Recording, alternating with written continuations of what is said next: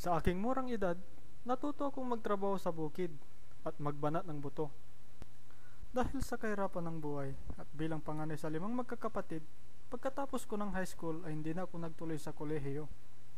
Taong 2011, habang walang trabaho, nagpasya akong umakyat ng Baguio para tumulong sa mga gawaing bahay ng aking auntie.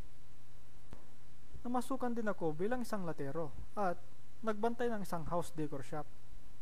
May 2012, nabanggit sa akin ng aking auntie na may scholarship offer ang TESDA na animation. At dahil sa hilig ko sa pagguhit at sa panonood ng mga anime series, naging interesado ako. Dun ko nakilala ang CSDA. Nag-inquire po ako at sumubok ng kanilang creative test at sa awa ng Diyos, nakapasa ako. Nung natapos ko yung training, sumailalim ako sa assessment test. Ngunit, sa una hanggang sa pangalawang beses ng aking test ay bumagsak ako.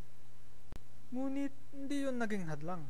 Nagsumikap ako at sa ikatlong pagkakataon, nakapasa na ako. Dito na nagsimula ang pagbabago ng aking buhay. Kasabay ng pagbabago ay dala ang aking mga pangarap at talento. Dahil sa tulong ng CSDA at sa programa ng TESDA, mas nahubog at nahasa ang aking talento at pagkatao. Ngayon, nagtratrabaho na ako bilang animator sa CSDA Studios. Para sa mga tulad kong kabataan, magpursige sa inyong ambisyon.